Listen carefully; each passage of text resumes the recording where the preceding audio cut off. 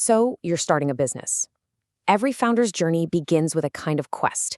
And trust me, the very first one is securing that perfect name for your limited liability partnership. This isn't just about a cool brand. It's about making your first real legal footprint. Let's dive in. You've got it, right? That name, it's catchy, it's memorable, and it just feels like your business. But, a great name is just an idea. The real question is, how do you lock it down and make it legally yours before somebody else snags it? Well, that's exactly what we're going to break down today. Here's our game plan, our quest map, if you will. First, we'll kick off the name quest. Then we'll get into the all-important rules of naming. After that, we'll talk about getting the official verdict, how to protect your new name, and finally, how to lock in your LLP for good. All right, every great adventure has a starting point. For us, it all begins with one simple application. This is the very first concrete step you take to claim your business's identity. So this whole thing is officially called reservation of name, and it's laid out in Section 16 of the LLP Act of 2008. Basically, you're formally asking the government to put a reserved sign on your chosen name. This gives you the exclusive right to use it for a little while so you can get all your other ducks in a row without worrying. And how does it work? It's a really straightforward three-step process. Step 1, you fill out LLP form number 1. Step 2, you pay a small fee, just 200 rupees. And step 3, you submit it to the right registrar. That's basically the government office for the state where your LLP is going to be based. Simple, direct, and absolutely crucial. But why is this such a big deal? I mean, it's just a form, right? No. Filing that form is so much more than paperwork. It's the moment your idea stops being just an idea and starts becoming a real legal thing. It's the first checkpoint on your journey from a dream to an actual company. Okay, so you're all set to submit your name. But hold on a second. Will the government even accept it? This brings us to our next part, the rules of naming. Because not all names are created equal in the eyes of the law. The big takeaway here is that your creativity has some legal guardrails. According to Rule 18, your name can't use anything that's prohibited under the Emblems and Names Act. So, no using official government seals or anything like that. Now, this next one is huge. It can't be identical or too nearly resemble a name that's already out there, whether it's another LLP, a company, or a trademark. This is all about avoiding confusion in the marketplace. And finally, it can't be something the government just decides is undesirable. So the moral of the story? Do your homework before you fall in love with a name. You've done your research, you've followed the rules, you've submitted your application. Now comes that short but kind of suspenseful wait for the registrar's decision. The good news is you won't be sweating it out for long. The law says the registrar has to get back to you with a yes or a no within a maximum of 7 days. Honestly, in the world of government paperwork, that's practically light speed. And once you get that approval, that yes, a very important clock starts ticking. Your name is now officially and exclusively yours, reserved just for you for 3 months. Think of this as your golden window of opportunity. So why is that 3-month window so critical? Because it gives you the legal cover and, honestly, the peace of mind to get everything else done.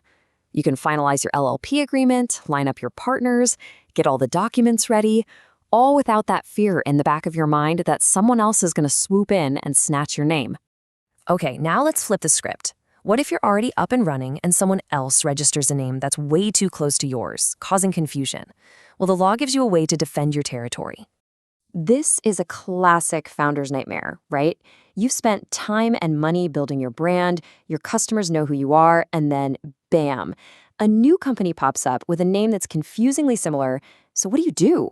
Thankfully, you're not helpless. There's a clear path to protect your identity. Here's your battle plan. You use something called Form 23 to file an objection. In it, you have to clearly lay out why the other name is too similar, and you attach your own incorporation certificate as proof of who you are. If the registrar agrees with you, they have the power to legally direct that other LLP to change its name. It's a really powerful tool for protecting your brand. And now for the grand finale. You've successfully reserved your name. It's time to take that temporary reservation and make it permanent by officially incorporating your LLP. This final step does involve a fee, and it's pretty cleverly structured based on the total capital contribution from the partners. As you can see, it starts at just 500 rupees for contributions up to 1 lakh, and then it scales up from there. This tiered system makes it really accessible for businesses of all sizes to get started. This is the last big submission, the incorporation document, also known as Form 2. It's the whole shebang. It pulls everything together: your reserved name, what your business will do, your address, who the partners are, and this is key, a formal statement from a professional like a chartered accountant certifying that you've followed all the rules. And we have to end on a very serious note. And this comes straight from the law itself. This isn't just checking boxes. It's a sworn legal statement. Section 11 is crystal clear. If you make a statement you know is false, the consequences are severe. We're talking up to 2 years in prison and some very heavy fines.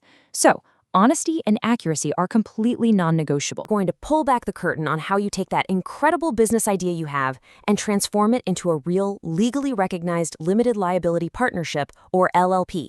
Let's get right to it. So you've got this amazing idea, right? The plan is there, you're ready to go, but how do you bridge that gap between something that's in your head and a business that actually exists in the eyes of the law? Well, that's exactly what we're going to break down today. Okay, first things first. Before we even think about paperwork, we need to understand the blueprint. You got to know what you're building, right? So what exactly is an LLP? Honestly, you can think of an LLP as the best of both worlds. It's this brilliant hybrid structure that gives you the protection of a bigger company. That's the limited liability part, which means your personal assets are safe, but it also has the freedom and flexibility of a simple partnership. It's kind of perfect for entrepreneurs. So now that we know what we're building, it's time for the first and maybe the most fun decision. Every business needs an identity, and that all starts with picking the perfect name. Now, you can't just pick any name out of a hat. There are some important rules designed to stop anyone from getting confused. The bottom line is your name has to be unique. It can't be identical or even sound too much like any other business or registered trademark out there. It's all about creating a clear identity. And here is a super simple but absolutely critical rule. Your business name has to clearly state what it is. That means it must end with either the full words limited liability partnership or just the letters L or P. No wiggle room on this one. Let's make this real. A name like Innovate Solutions LLP is perfect. It's got the suffix, but if you just submitted Innovate Solutions, it would get rejected. And you definitely can't use something like Inc. because, well, you're not an Inc. You're an LLP, and that little legal detail matters a lot. All right, you've got your unique, compliant name all picked out, so what's next? Now comes the main event, filing the official paperwork that actually creates your business. Now, don't let this list intimidate you. It's a pretty straightforward 3-step dance. First, you and at least one other partner sign on to the main document. Second, you get a professional, like a company secretary, to sign a statement that basically says, yep, they did everything right. It's a seal of approval. And finally, you take both of those documents and file them with the registrar. So, what's actually in this big, important document? Think of it as your business's starter profile. It's got the basics, the name, what you plan to do, your official address, and, of course, the names and addresses of all the partners involved. It's the foundational DNA of your LLP.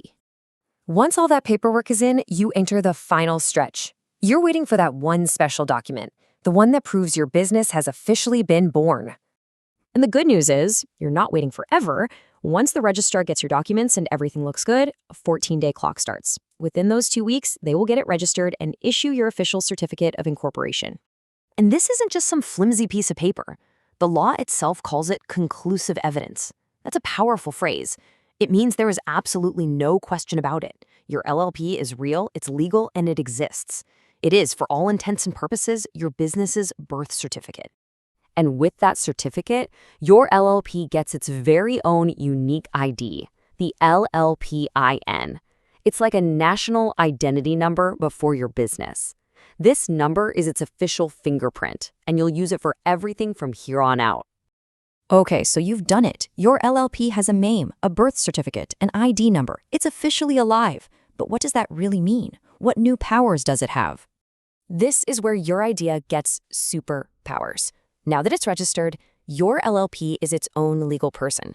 It can sign contracts, it can own property, and yes, it can sue or be sued in its own name, completely separate from you. It can do pretty much anything any other corporate body can legally do. Of course, with all these new powers comes a little bit of responsibility. Now that your LLP is a legal entity, there are just a couple of key rules you've got to follow to keep everything in good standing. It really boils down to 2 simple things. One, you need to have a physical registered office where mail and official notices can be sent. And two, you have to put your full official name and registration number on things like invoices and letters. It's all about being transparent. And you really don't want to mess around with these rules. If someone tries to pass themselves off as an LLP by using the name without actually being incorporated, they're looking at a huge penalty. We're talking a fine that can go all the way up to 5 lakh rupees. That just shows you how seriously the law protects this official status. And that's really the big takeaway here. This whole process, it's not just checking boxes or filling out forms. Registration is the act that literally breathes legal life into your business. It's what gives your idea an identity and the power to actually go out and operate in the world. So, you're running a limited liability partnership, or LLP. It's a fantastic structure, right? But what happens when your business starts to grow and change? Well, today we're going to create a simple guide for navigating those shifts. And maybe most importantly, we'll break down what that limited liability part really means for protecting you and your partners. Look, your business is constantly evolving, and your legal setup has to keep up. The LLP is an amazing flexible option for sure, but all that flexibility comes with a set of formal rules you just have to follow. So how do you manage all that growth and change without getting tangled up in legal red tape? Let's dive into the roadmap of what you really need to know. We're going to walk through 4 key areas. First, moving your official address. Then, changing your LLP's name. We'll also cover what happens when the government actually forces a name change. And finally, we'll get into the big one, understanding LLP liability itself. First up, your registered office. Now, you got to think of this as more than just a place to get mail. It's your LLP's legal home. All the official notices and communications get sent here, so getting this right is absolutely critical. If you decide it's time to move, you can't just update your website and call it a day. There's a very specific legal process you've got to follow. And here's where it gets interesting. Moving your office, say, across town but within the same state, that's pretty straightforward. But moving to a different state entirely? Whoa, that's a whole different ballgame with much, much stricter rules. So let's break it down. You always start by getting consent from your partners. But look closely at steps 2 and 3. Those are only for an interstate move. You have to get approval from your secured creditors. I mean, it makes sense. They need to know where the business is. And you also have to publish a public notice in 2 different newspapers. The big takeaway here is you've got to plan way ahead for these extra hurdles if you're thinking about crossing state lines. And here is the deadline you absolutely cannot miss. Once you've jumped through all the hoops and have your approvals, you have exactly 30 days to file Form 15 with the registrar and make the move official. Don't forget it. All right, let's switch gears and talk about your LLP's public face, its name. And just like changing your address, updating your name isn't as simple as just ordering some new business cards. It is a formal legal process that needs an official stamp of approval. You know, the process is pretty clear. You start, as always, with your LLP agreement and getting all your partners on board. Once you've got that consent, you notify the registrar by filing a specific document, Form 5. And remember, the change isn't legally real until the registrar issues a brand new certificate of incorporation with your shiny new name on it. And yup, there it is again. Another critical deadline. As soon as your partners agree to the new name, a 30-day clock starts ticking. You've got to get that Form 5 submitted to the registrar within that window. You don't want to let this one slip by. So far, we've only been talking about changes you choose to make. But what happens when you're forced to make a change? This is where things can get a little more serious, because the central government can actually step in and order your LLP to change its name. And this isn't just some vague thread. It comes directly from Section 17 of the LLP Act. The government has the legal authority to intervene if it thinks your LLP's name was registered improperly, whether that was an accident or, well, something else. And these are the main reasons why they'd step in. They might decide the name is undesirable, but more often than not, it's because the name is identical to or just way too similar to another business that's already out there. You know, think trying to register Pear Computers when Apple Computers already exists. The whole point is to stop the public from getting confused. Now, if you get one of these directives from the government, you simply cannot ignore it. The law gives you a very strict deadline. You have 3 months to comply and officially change your name. And let me be clear, this is not a suggestion, it's a legal order. So what if you just decide to blow off that 3-month deadline? Well, the consequences are pretty significant, and they don't just hit the business, they can hit you personally as one of the managers. The fines are really substantial. The LLP itself could face a penalty of up to 5 lakh rupees. But check out that second bar. This is so important. The designated partners, the people who are legally on the hook for compliance, they are held personally accountable with fines up to 1 lakh rupees. That really ensures the people in charge take the order very, very seriously. Okay, let's totally shift gears and get to the most fundamental part of an LLP, its liability structure. I mean, this is the main reason so many entrepreneurs choose this model in the first place. It offers this incredible protective shield for their personal assets. This definition right here is everything. An LLP is a separate legal entity. The easiest way to think about it is that the LLP is its own person in the eyes of the law. Its debts, its obligations, they belong to the LLP itself, not to the partners as individuals. So how does this shield actually work day to day? Well, any business obligation, whether it's from a contract or something else, belongs to the LLP. If a partner messes up while they're doing business for the LLP, then yes, the LLP is responsible. But, and this is the crucial part, any liabilities are paid from the LLP's assets. Your personal car, your house, your savings, they're protected. But that shield isn't invincible. It does have limits. The LLP is not on the hook for what a partner does if that partner basically goes rogue. For instance, if a partner signs a huge contract they had absolutely no authority to sign, and the person on the other side of that deal knew they didn't have the authority, then the LLP is protected. This is really designed to stop one partner from making a reckless deal that could sink the whole business.